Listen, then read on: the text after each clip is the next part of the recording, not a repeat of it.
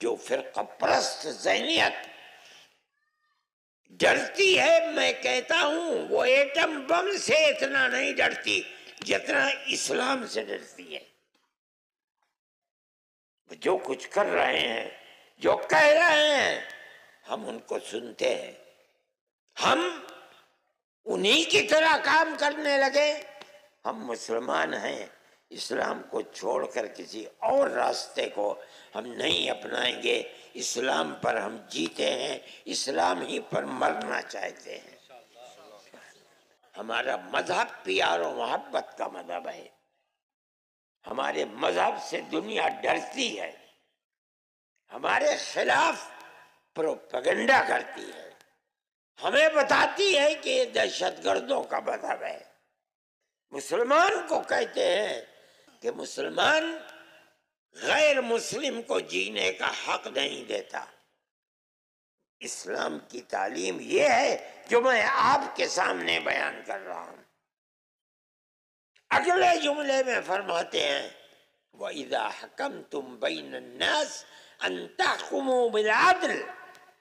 اگر ہندو اور مسلمان کا جھگڑا ہے، عیسائی اور مسلمان کا جھگڑا ہے، یہودی اور مسلمان کا جھگڑا ہے، وہ دونوں متفق ہیں کہ اے مسلمان تم فیصلہ کر دو۔ قرآن کیا کہتا ہے؟ اگر تم حاکم بنتے ہو فیصلہ کرنے کے لیے تو مذہب کو دیکھ کر فیصلہ نہ کرنا، تمہارا ہر فیصلہ عدل و انصاف کا فیصلہ ہونا چاہیے۔ اسلام کی تعلیم ہے۔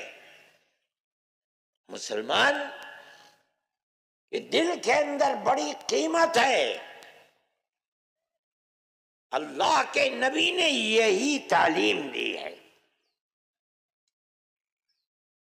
ایک انسان دوسرے انسان کا بھائی ہے، ایک ماں باپ کی اولاد ہے، سب کے سب آدم کی اولاد ہے، چاہے بعد میں کسی نے کسی مذہب کو اپنا لیا،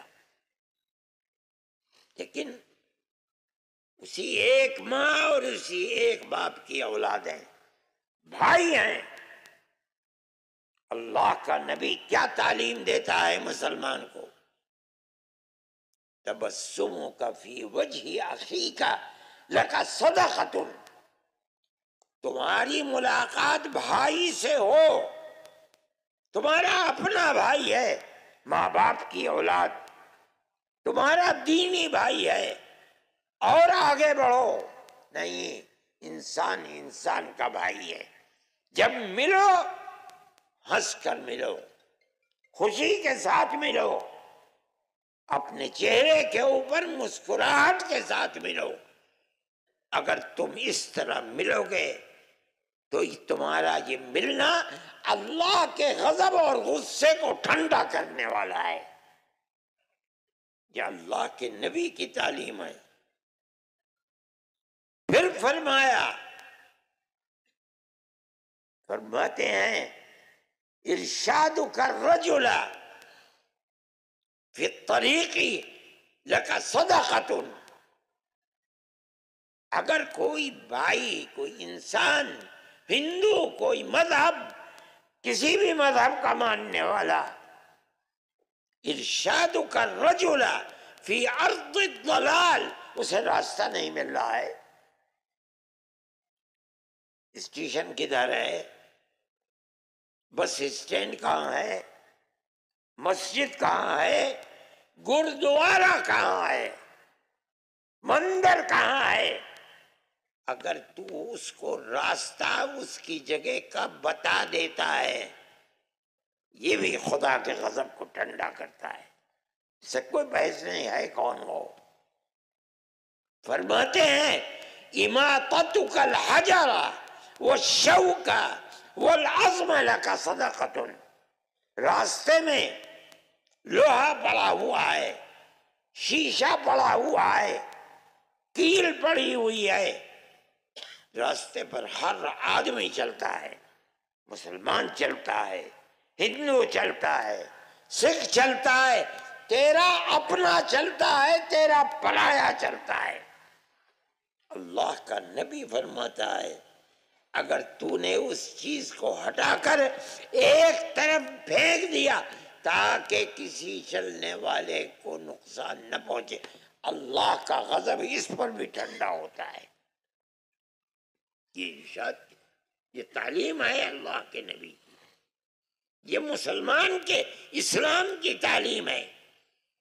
فرمایا افراغ کا من دلوی کا فی دلوی اخیک لک صدقۃ، تو اگر کنویں سے پانی نکال رہا ہے، تیرے پیچھے کوئی اور کھڑا ہے، تو پانی نکال کر اپنے برتن کو بھرنے سے پہلے دوسرے کا برتن بھر دے، مت اس پر بھی خدا کا غضب ٹھنڈا ہوتا ہے۔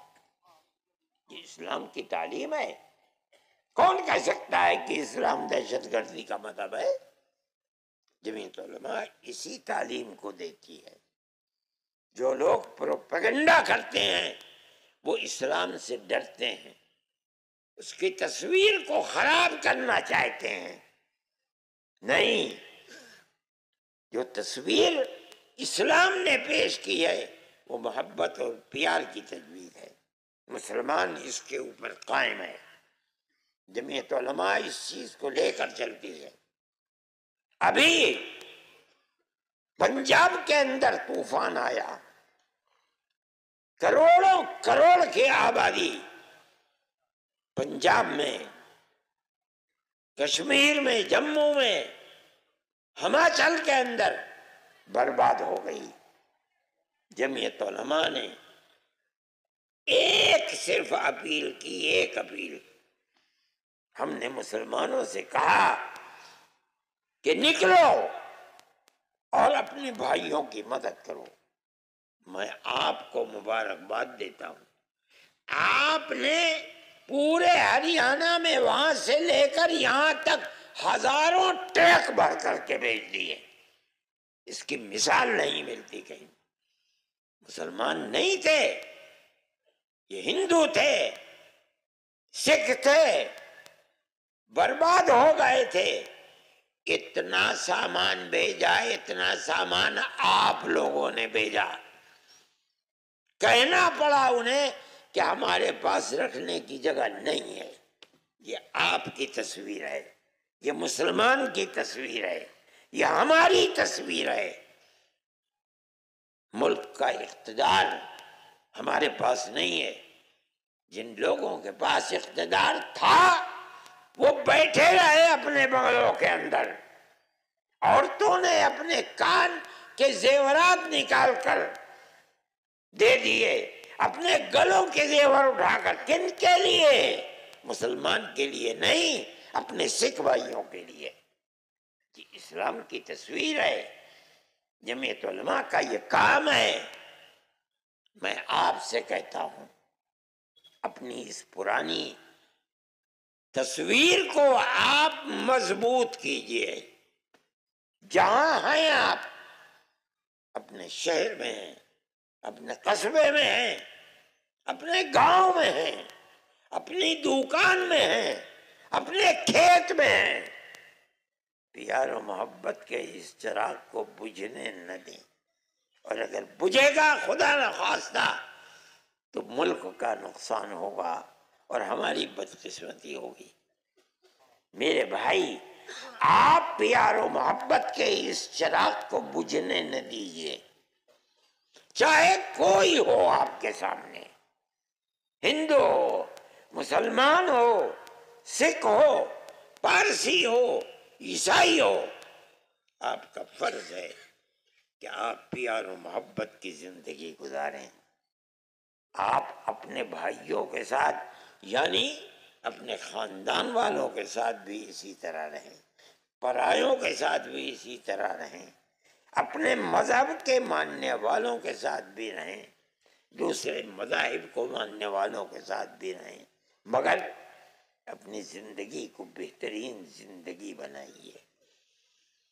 ان لوگوں کی طرح اپنے آپ کو برباد نہ کیجیے جو مذہب کی بنیاد کے اوپر مسلمان کی مخالفت کرتے ہیں اور بربادی کے لیے چل رہے ہیں، میں یہ سمجھتا ہوں کہ وہ جو کچھ کر رہے ہیں ان کو اپنے ملک سے محبت نہیں ہے، نہ وہ اپنے ملک کی تاریخ کو جانتے ہیں۔